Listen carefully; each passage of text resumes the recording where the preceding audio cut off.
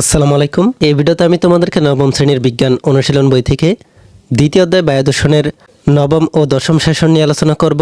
আর এই সেশনগুলোর কাজগুলোকে তোমরা কিভাবে সমাধান করতে পারো আমি তোমাদেরকে তা দেখিয়ে দিব। আজকের এই ভিডিওটি খুবই ইন্টারেস্টিং, তাই আমার চ্যানেলে যারা নতুন রয়েছেন তাদেরকে সাবস্ক্রাইব করার একটি ছোট্ট অনুরোধ থাকবে। आपके सामने एक बड़ा सा रेड बटन है। আর আমার চ্যানেলের অলরেডি সাবস্ক্রাইবার যারা রয়েছেন তারা অনেকেই এভাবে ভিডিও দেখে চুপি চুপি পালিয়ে যান, তাই ভিডিওটিতে লাইক করে যাওয়ার একটি ছোট্ট অনুরোধ থাকবে। শুভ কাজ যত তাড়াতাড়ি সম্পন্ন হয় ততই মঙ্গল। আচ্ছা ঠিক আছে, আপনাদের অনেক ধন্যবাদ। তোমাদেরকে এই নবম ও দশম সেশনের লেখাগুলোতে বলা হয়েছে যে কোনো পদার্থের গঠনের একক হচ্ছে পরমাণু, আর সেই পরমাণুতে ইলেকট্রন, প্রোটন এবং নিউট্রন কিভাবে বিন্যস্ত থাকে তা তোমরা ইতিমধ্যেই জেনেছ। এখন ভেবে দেখো, আমরা যখন কোনো বস্তুর ভর বলি তার অর্থ কী দাঁড়ায়। আমরা ধরে নিতে পারি বস্তুটির প্রত্যেকটি পরমাণুর একটি নির্দিষ্ট ভর আছে। এখন এই ভরটি কি এই পরমাণুর ইলেকট্রন, প্রোটন ও নিউট্রন ভরের সমষ্টি? এই প্রশ্নের উত্তর পেতে তোমাদের অনুসন্ধানী পাঠ বই থেকে পারমাণবিক ভর এবং আপেক্ষিক পারমাণবিক ভর সম্পর্কে ভালোভাবে পড়ে নাও। এক একটা অংশ পড়ে নেওয়ার পরে সহপাঠীদের সাথে আলোচনা করো। কোনো কিছু বুঝতে সমস্যা হলে শিক্ষকের সহায়তা নাও। তাহলে তোমাদেরকে এখানে বলা হচ্ছে পদার্থ গঠনের একক হচ্ছে পরমাণু। প্রত্যেকটি পরমাণুর একটি নির্দিষ্ট ভর আছে। এই ভরটি কি পরমাণুর ইলেকট্রন, প্রোটন, নিউট্রন ভরের সমষ্টি কিনা তা তোমাদেরকে প্রশ্ন করা হয়েছে। এরপরে বলা হয়েছে এই প্রশ্নের উত্তর পেতে তোমাদেরকে তোমাদের অনুসন্ধানী পাঠ বই থেকে পারমাণবিক ভর এবং আপেক্ষিক পারমাণবিক ভরের সম্পর্ক ভালোভাবে বুঝে নিতে হবে। এরপরে তোমাদেরকে এখানে বলা হচ্ছে এবার নিচের প্রশ্নগুলোর উত্তর লেখো। তোমাদেরকে এখানে প্রশ্ন করা হচ্ছে, প্রথম প্রশ্নে বলা হচ্ছে পারমাণবিক ভর এবং আপেক্ষিক পারমাণবিক ভরের পার্থক্য কী? এই পারমাণবিক ভর এবং আপেক্ষিক পারমাণবিক ভরের পার্থক্য তোমাদেরকে এখানে লিখে রাখতে হবে। তোমরা কিভাবে পারমাণবিক ভর এবং আপেক্ষিক পারমাণবিক ভরের পার্থক্য লিখতে পারো আমি তোমাদেরকে তা একটি নমুনার মাধ্যমে দেখিয়ে দিচ্ছি। তার আগে তোমরা যারা এখনও আমাদের চ্যানেলটিকে সাবস্ক্রাইব করোনি তারা এখনই আমাদের চ্যানেলটিকে সাবস্ক্রাইব করে রাখো। আচ্ছা ঠিক আছে। আর যারা সাবস্ক্রাইব করেছো তাদেরকে অসংখ্য ধন্যবাদ।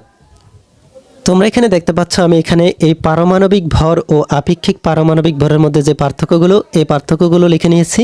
আমরা এখানে প্রথমে দেখে নিই পারমাণবিক ভর। প্রথমটি হচ্ছে পারমাণবিক ভর বলতে সাধারণত ভর সংখ্যা বোঝায়। এরপরে হচ্ছে পারমাণবিক ভর বলতে তথা পারমাণবিক ভর বলতে প্রোটনের ভর ও নিউট্রনের ভরের সমষ্টি বোঝায়। এরপরে আমরা দেখে নিই আপেক্ষিক পারমাণবিক ভর। আপেক্ষিক পারমাণবিক ভরের মধ্যে প্রথমটি হচ্ছে আপেক্ষিক পারমাণবিক ভর বলতে বোঝায় অক্সিজেনের একটি পরমাণু কার্বন পরমাণুর 12 ভাগের 1 ভরের কত গুণ। এরপরে 2 নম্বরে হচ্ছে পরমাণুর ভরকে কার্বন পরমাণুর 12 ভাগের 1 ভাগ ভর 1.66 × 10⁻⁻24 গ্রাম দ্বারা ভাগ করলে আপেক্ষিক পারমাণবিক ভর পাওয়া যায়। এরপরে এখানে তোমাদেরকে পরের প্রশ্নে বলা হচ্ছে প্রকৃতিতে কপারের দুটি আইসোটোপ হচ্ছে 63 ভরবিশিষ্ট কপার এবং 65 ভরবিশিষ্ট কপার এবং তার গড় আপেক্ষিক পারমাণবিক ভর হচ্ছে 63.5।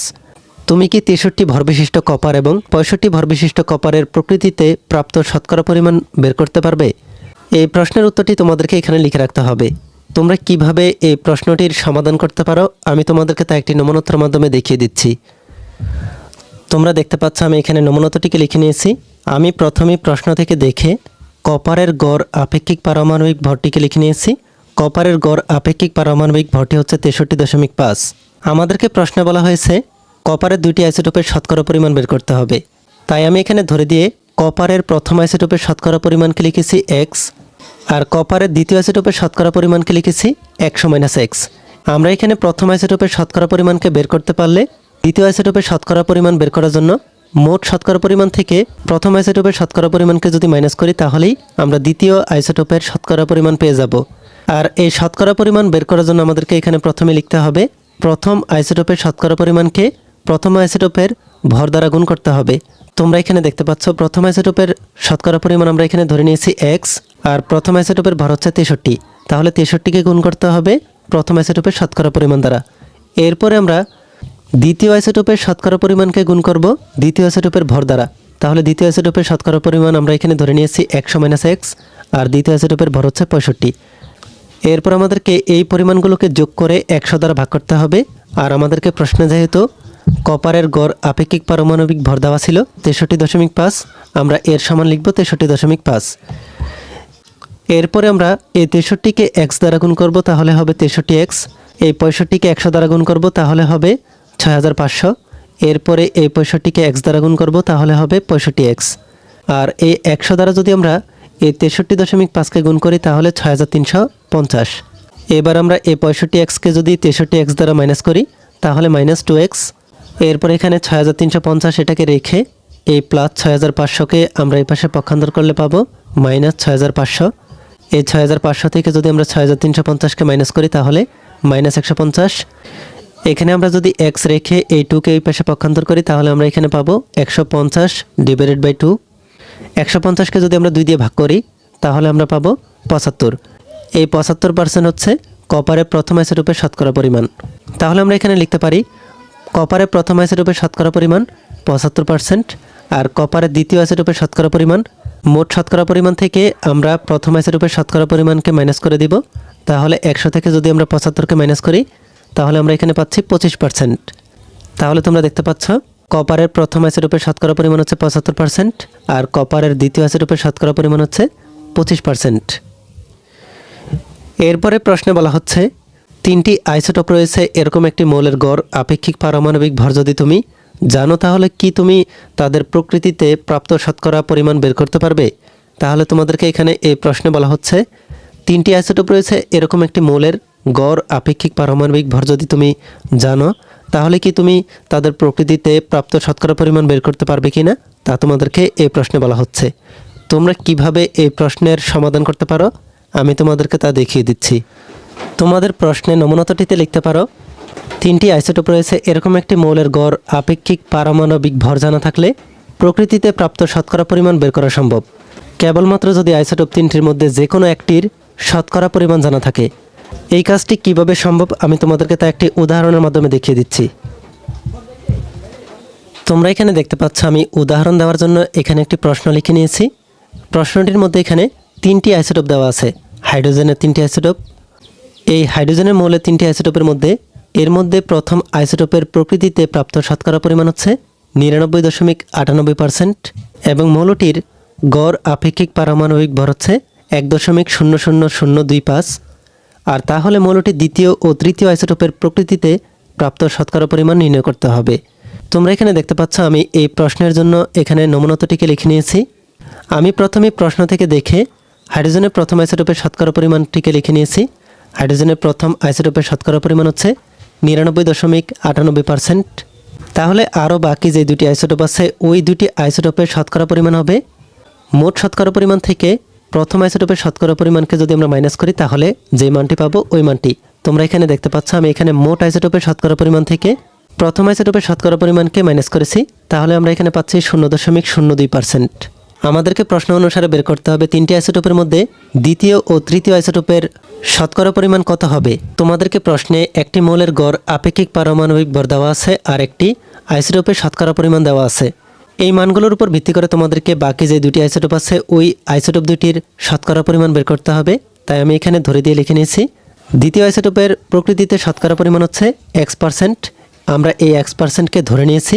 আর তৃতীয় আইসোটোপের প্রকৃতিতে শতকরা পরিমাণ হচ্ছে, আইসোটোপ 2টির শতকরা পরিমাণ থেকে আমরা যদি প্রথম আইসোটোপের শতকরা পরিমাণকে মাইনাস করি, তাহলে তৃতীয় আইসোটোপের শতকরা পরিমাণ পেয়ে যাব। আর এই আইসোটোপগুলোর শতকরা পরিমাণ বের করার জন্য আমাদেরকে যা করতে হবে, প্রথমে আমাদেরকে প্রথম আইসোটোপের শতকরা পরিমাণকে 1 দ্বারা গুণ করতে হবে, এরপরে দ্বিতীয় আইসোটোপের শতকরা পরিমাণকে 2 দ্বারা গুণ করতে হবে, এরপরে তৃতীয় আইসোটোপের শতকরা পরিমাণকে 3 দ্বারা গুণ করতে হবে। তোমরা এখানে দেখতে পাচ্ছ আমি এখানে প্রথমেই প্রথম আইসোটোপের শতকরা পরিমাণকে 1 দ্বারা গুণ করেছি, 99.98কে 1 দ্বারা গুণ। এরপরে দ্বিতীয় আইসোটোপের শতকরা হচ্ছে X%, আমরা এটাকে ধরে নিয়েছি, এই Xকে 2 দ্বারা গুণ। এরপরে তৃতীয় আইসোটোপের শতকরা পরিমাণকে 3 দ্বারা গুণ। তোমরা এখানে দেখতে পাচ্ছ আমি এখানে ধরে নিয়েছিলাম তৃতীয় আইসোটোপের শতকরা পরিমাণ হচ্ছে 0.02 - X। এই 0.02 - Xকে 3 দ্বারা গুণ। এই গুণফলগুলোকে যোগ করে 100 দ্বারা ভাগ করতে হবে। আর আমাদেরকে প্রশ্নে বলা হয়েছে মৌলটির গড় আপেক্ষিক পারমাণবিক ভর হচ্ছে 1.00025। এই আপেক্ষিক পারমাণবিক গড়টিকে আমাদেরকে এখানে সমান চিহ্ন দিয়ে লিখতে হবে। এরপরে আমরা এখানে 99.98কে 1 দ্বারা গুণ করেছি, তাহলে 99.98। এরপরে Xকে 2 দ্বারা গুণ করেছি, তাহলে 2X। এরপরে এই 3 দ্বারা 0.02কে গুণ করেছি, তাহলে 0.06। এরপরে আবারও এই 3কে x দ্বারা গুণ করলে 3x, আর এই 100 দ্বারা যদি আমরা এই 1.00025কে যদি গুণ করি তাহলে আমরা এখানে পাচ্ছি 100.025। এরপরে তোমরা এখানে দেখতে পাচ্ছ এই 99.98কে যদি আমরা 0.06 দ্বারা যোগ করি তাহলে পাচ্ছি 100.04, আর এই 3x থেকে যদি আমরা 2xকে মাইনাস করি তাহলে পাবো -x, আর এখানে আছে 100.025।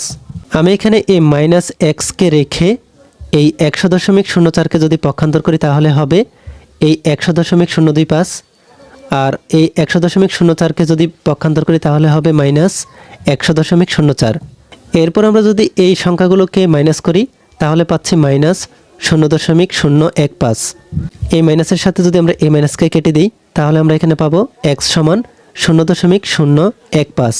তোমরা এখানে দেখতে পাচ্ছ আমি এখানে x এর মান পেয়ে গেছি। এই x এর মানই হচ্ছে দ্বিতীয় আইসোটোপের শতকরা পরিমাণ। তাহলে আমরা এখানে লিখে ফেললাম দ্বিতীয় আইসোটোপের শতকরা পরিমাণ 0.015, আর তৃতীয় আইসোটোপের শতকরা পরিমাণ বের করতে হলে আমাদেরকে 0.02 থেকে প্রথম আইসোটোপের 0.015কে বিয়োগ করতে হবে। তোমরা দেখতে পাচ্ছ আমি এখানে 0.02 থেকে 0.015কে বিয়োগ করাতে এখানে মান পেয়েছি 0.005%। তাহলে আমরা এখানে দেখে ফেললাম তিনটি আইসোটোপের মধ্যে একটি মৌলের গড় আপেক্ষিক পারমাণবিক ভর যদি আমি জানি তাহলে আমরা খুব সহজেই তাদের প্রকৃতিতে প্রাপ্ত শতকরা পরিমাণ বের করতে পারি। এই ভিডিওতে এই পর্যন্তই। পরবর্তী ভিডিওতে আমি তোমাদেরকে এ অধ্যায়ের বাকি কাজগুলোকে তোমরা কিভাবে সমাধান করবে আমি তোমাদেরকে তা দেখিয়ে দিব।